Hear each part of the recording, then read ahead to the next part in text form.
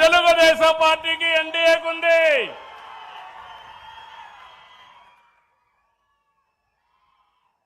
రాష్ట్రంలో communal violence పెట్టుకొని మత విద్వేషాలు రెచ్చగొడితే దాన్ని తుదముట్టించిన పార్టీ తెలుగుదేశం. తీవ్రవాదుల సమస్య వచ్చి ఎక్కడికక్కడ సమస్యలు సృష్టిస్తే అవి కూడా కంట్రోల్ చేశాం.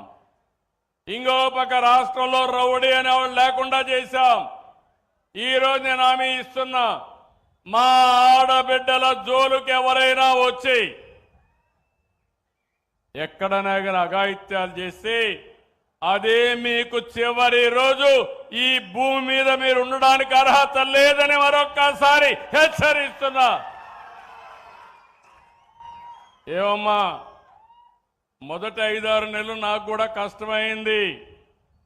చెప్పా, తాట తీస్తానని చెప్పా. ఇప్పుడిప్పుడు కొంచెం కొంచెం కంట్రోల్లోకి వస్తున్నారు. ఇంకా కూడా ఫేక్ వార్తలు పెట్టి మీరు చూశారు. ఎలాంటి వాళ్ళంటే ఒక సింగయ్య వాళ్ళ కారు కింద పడతాడు, నా పోలీసులే, పోలీసులు చూస్తూ ఉంటారు. వాడిని హాస్పిటల్కి తీసుకుపోరు.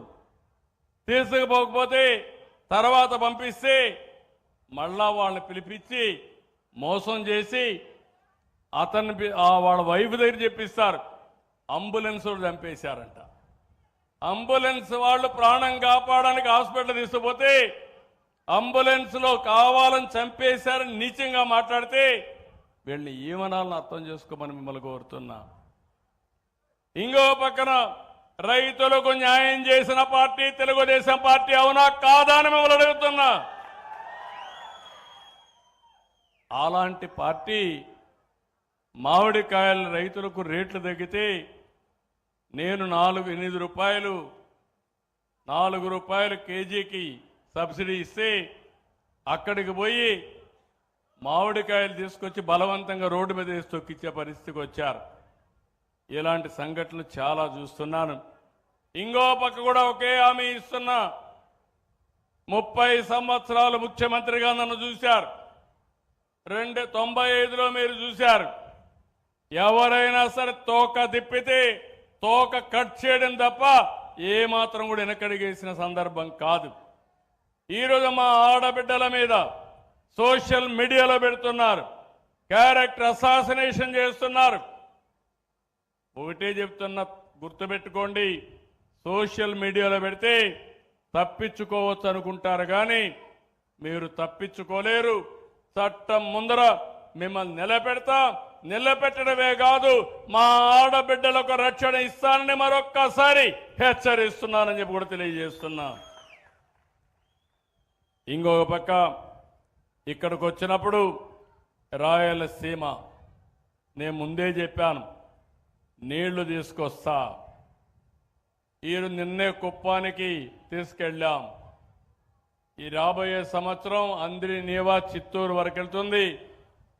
మదనపల్లి నుంచి రాయిచోటుకు వస్తుంది, వాయిల్పాడుకు వస్తుంది, పీలేరుకు వస్తుంది. అక్కడి నుంచి చిత్తూరు వరకు తీసుకెళ్తాం. అదే సమయంలో రాబోయే సంవత్సరం నగరి, గాలేరు, కడప వరకు వస్తుంది. ఆ తర్వాత రాజంపేట తీసుకొస్తా. 3 ఏళ్లలో కోడూరు కూడా తీసుకెళ్తామని మీ అందరికీ హామీ ఇస్తున్నా. ఇదే కాదు, సాగునీరు ఇస్తాం, పరిశ్రమలు వస్తాయి, పెట్టుబడులు వస్తాయి, ఉద్యోగాలు వస్తాయి. డ్రిప్ ఇరిగేషన్ అయితే 90% సబ్సిడీ ఇస్తున్నాం. రాయలసీమలో ఇప్పుడు కూడా నేను చూస్తే రాజంపేటలో కూడా వ్యవసాయం తగ్గింది, హార్టికల్చర్ పెరిగింది, డైరీ పెరిగింది. అదే మాదిరిగా లైవ్ స్టాక్ కూడా బాగా పెరిగే పరిస్థితికి వచ్చింది. ఈరోజు రాయలసీమలో రోడ్లన్నీ బ్రహ్మాండంగా వచ్చాయి. ఇక్కడ ఆటోమొబైల్ వస్తుంది. ఒక కియా మోటార్ అనంతపూర్లో వస్తే, కరువు జిల్లాలో వస్తే, అనంతపూర్ జిల్లా ఈరోజు రూపురేఖలే మారిపోయే పరిస్థితికి వచ్చింది. అలాంటి దీనికి మనం శ్రీకారం చుట్టాం.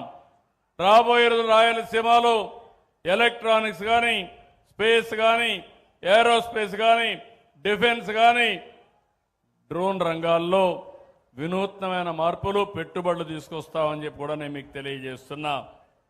ఈరోజు ఇక్కడ మీరు చూసినప్పుడు నేను ఎన్నోసార్లు చెప్పాను, రాయలసీమలో